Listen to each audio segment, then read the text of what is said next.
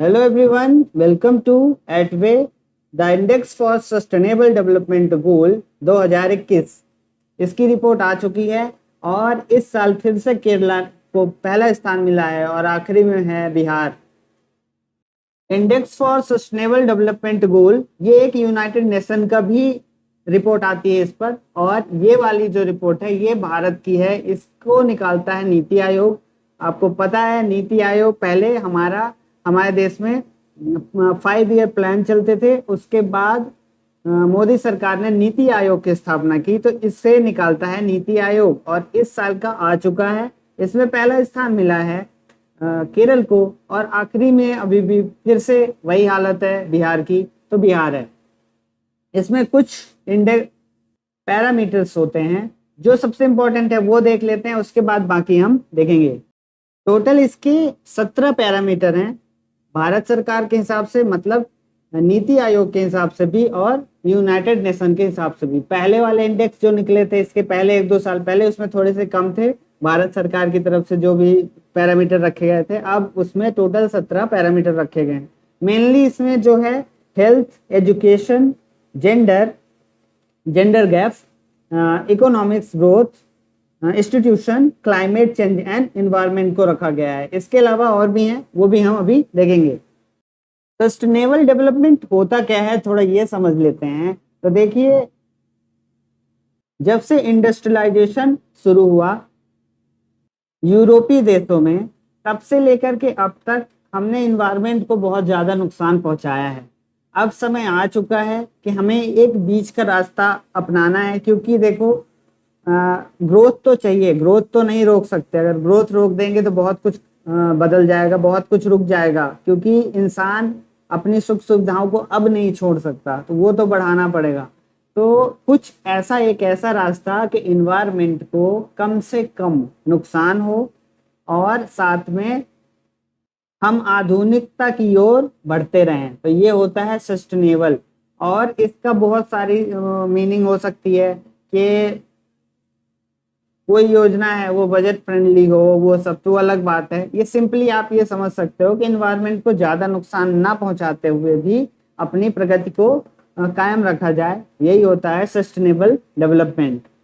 ये मैंने नीति आयोग के वेबसाइट से उठाया है और इसमें बताया है, जैसे केरला फर्स्ट नंबर पे है, उसके बाद हिमाचल प्रदेश, तमिलनाडु और आंध्र प्रदेश, उसके बाद आप देख सकते हैं लास्ट के हैं असम, झारखंड और बिहार। सबसे खराब पोजीशन रही बिहार की। इसके अलावा जो यहाँ नीचे दिया हुआ है ये वाला, ये बताता है कि क्या कैसा है, अचीवर कौन कहलाएगा, जो 100% कर लेगा। ऐसा किसी ने किया नहीं, इसलिए इसमें अचीवर नहीं है। ये बीच वाला है, ये वाले ज्यादातर ये देश है, और ये येलो वाला है। इसके बाद लाल वाला, तो ये 49 से नीचे है, तो इसमें नहीं है। 0 से लेकर के 100 तक की नंबर है, उनमें से जिसने जितना अच्छा प्रदर्शन किया है उसे उस हिसाब से नंबर मिलेगा। तो 75 पाया है केरला ने। इसके अलावा ये दोनों हिमाचल प्रदेश और तमिलनाडु 74 के साथ दूसरे नंबर पे हैं। दूसरे या तो तीसरे नंबर पे, या दूसरे नंबर पे ही कहलाएंगे, तो इस तरह से है।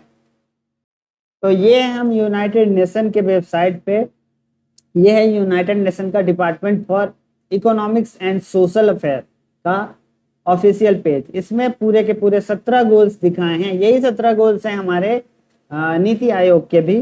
तो इससे हम बहुत अच्छे से समझ सकते हैं कि क्या क्या है इनके 17 गोल्स। तो पहला तो होना चाहिए नो पॉवर्टी, मतलब गरीबी नहीं होनी चाहिए। अगर 0 गरीबी है, कोई भी व्यक्ति गरीब नहीं है, तो वो एक इसका पैरामीटर होगा। दूसरा है 0 हंगर, कोई इंसान भूखा ना सोए, ये है इनका दूसरा गोल। तीसरा है गुड हेल्थ, हेल्थ के ऊपर ध्यान दिया जाए, मतलब हर व्यक्ति के पास डॉक्टर की सुविधा और दवाइयों वगैरह की सुविधा हो। तीसरा है क्वालिटी एजुकेशन, एजुकेशन में एक अच्छी क्वालिटी मिले। जेंडर इक्वलिटी, जेंडर इक्वलिटी मतलब अगर कोई लड़की है और लड़का है, समान काम कर रहा है तो समान वेतन मिले, उनको समान अवसर मिले पढ़ने का, समान अवसर मिले पूरे समाज में। पानी अच्छा होना चाहिए, वाटर साफ मिलना चाहिए, गंदा पानी नहीं होना चाहिए। भारत में ये वाली बहुत समस्या, इन्होंने भारत का ही लगाया है ये वाला, ये भारत का ही लगाया इन्होंने। इसके बाद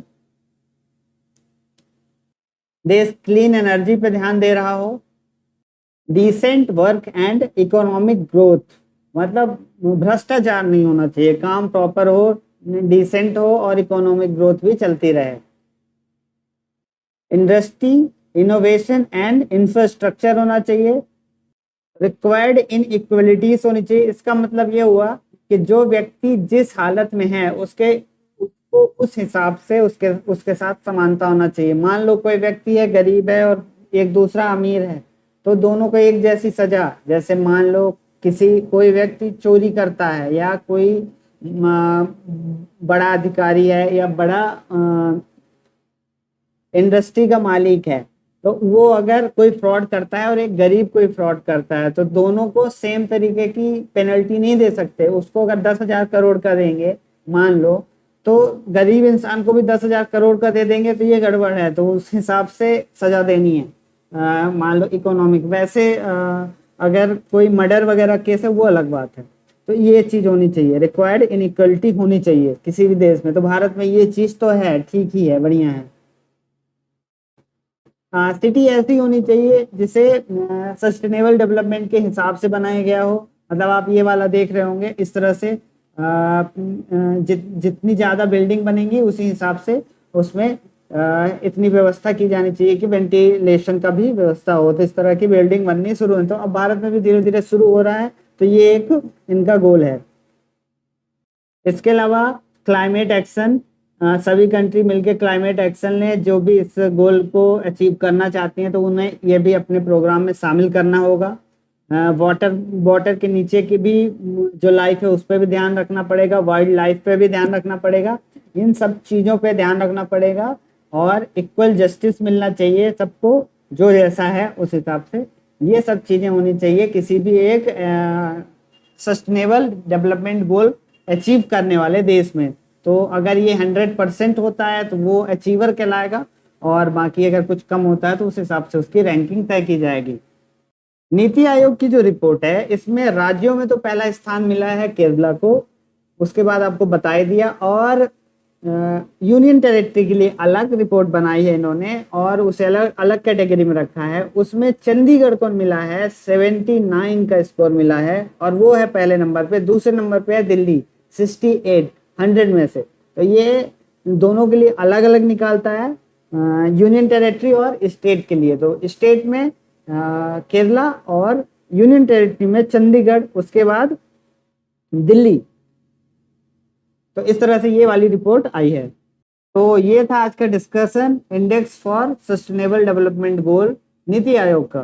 तो अगर आपको इसके हर एक पैरामीटर पे वीडियो चाहिए, खासकर अगर आप यूपीएससी का प्रिपरेशन कर रहे हैं या स्टेट पीसीएस का कर रहे हैं, तो अगर आपको अलग अलग से चाहिए इसके एक एक पैरामीटर पे, तो आप प्लीज कमेंट करना, मैं इस पे एक वीडियो बना दूंगा, क्योंकि ये इंपॉर्टेंट हो जाता है हमारे यूपीएससी या पीएससी के एग्जाम के लिए। तो thank you for watching Edave study, मिलते हैं नेक्स्ट वीडियो में। उम्मीद है आपको वीडियो पसंद आया होगा।